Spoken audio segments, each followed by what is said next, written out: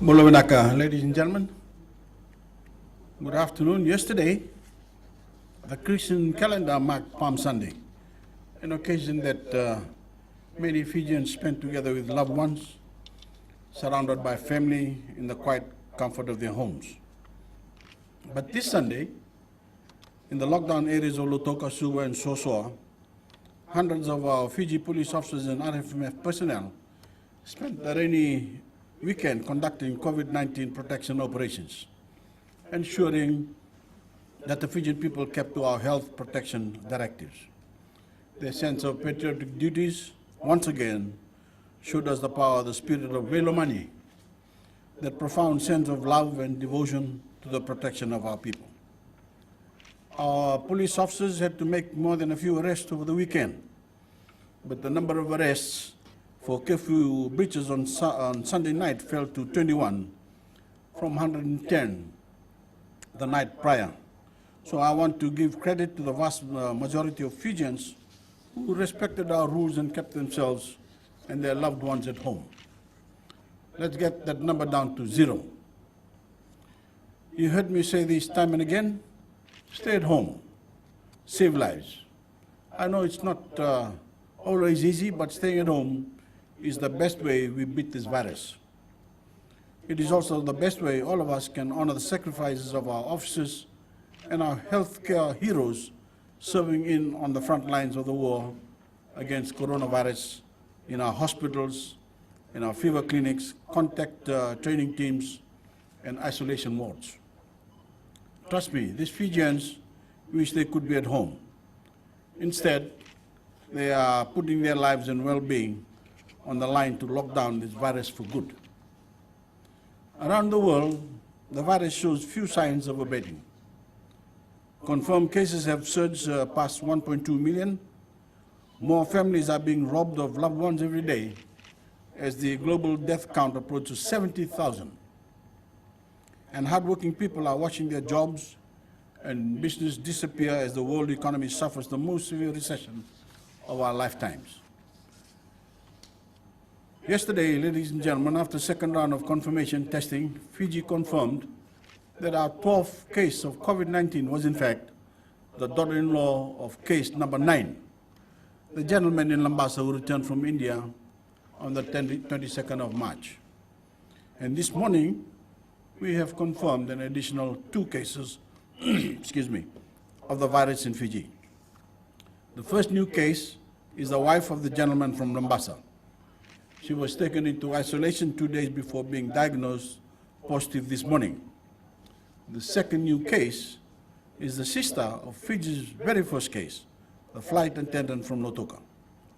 This was a case we have long been expecting. She is the young mother of an existing case, the COVID-positive 1-year-old baby boy, and she chose to stay in isolation with the child to continue to breastfeed and care for him. She has been in isolation since the 19th of March, when our first case tested positive. Both cases are close contacts of previous patients, and both were already in isolation when the symptoms developed and they tested positive. So, luckily, the risk of further transmission is very low. Yesterday, our fever testing team screened the temperatures of nearly 10,000 Fijians in the Lautoka confined area, several of whom were running a fever, which in itself isn't necessarily a cause for alarm. But upon further investigation, we discovered that one of these fevers belonged to a man who was not only displaying other symptoms, but also had a recent travel history, a history he was hiding from officials. He arrived in Fiji on the 24th of March from Uruguay, transiting through Singapore. Now you might be wondering how this gentleman arrived in Lautoka when the lockdown came into effect on the 19th of March. After further questioning, we discovered that he had in fact smuggled his way into the confined area. Once inside, it appears he remained within a set area of Lautoka. Now that he's showing symptoms, our contact tracing teams are determining how many Fijians he may have put at risk. We'll learn the results of this COVID test tomorrow morning. In the meantime, our contact tracing team has determined the area in which this gentleman stayed. So we plan to lift the lockdown of the Baroda Lotoka confined area tomorrow at all 500 hours. But we will also be announcing a new confined area within Lotoka based on this gentleman's movements. These details will be announced tomorrow. It's a bad news that usually makes headlines, but let's not forget, most people in the Lotoka confined area usually have been doing the right thing. We're grateful to these Fijians inside and outside the checkpoints who have been riding out what I know has been a difficult 18 days.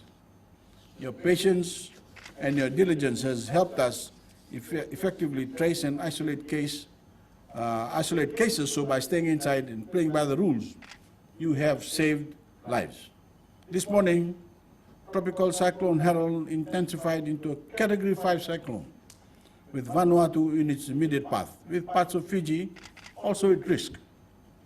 Fiji can expect heavy rains and flooding from Cyclone Harold from tomorrow, meaning floodwaters and road closures will likely add a new layer of complexity to our containment efforts. Meanwhile, we cannot allow severe weather to jeopardize our life-saving game plan to lock this virus down. We are preparing to face two crises at once. The only way we can beat both is if every Fijian adheres closely to the directives from authorities. Our disciplined forces will be giving orders, not advice, orders, and they will not tolerate disobedience. So do what you're told to do. Your life and the lives of those you love depend on it. I've said that our essential healthcare workers are heroes for their role in dealing with COVID-19. When I tell you to follow every directive we give, I'm saying it for them. They have enough to worry about already without those who are breaking quarantine, violating curfew, or otherwise acting recklessly. Stop making their lives difficult when they're working so hard to save yours. Listen to what we are telling you and do the right thing. Do it for the doctors, do it for the nurses, do it for the police officers and discipline forces. Do it for your livelihoods, do it for your businesses, and do it for your freedom of movement. Do it for Fiji. Pinakawalevu, thank you, and God bless Fiji.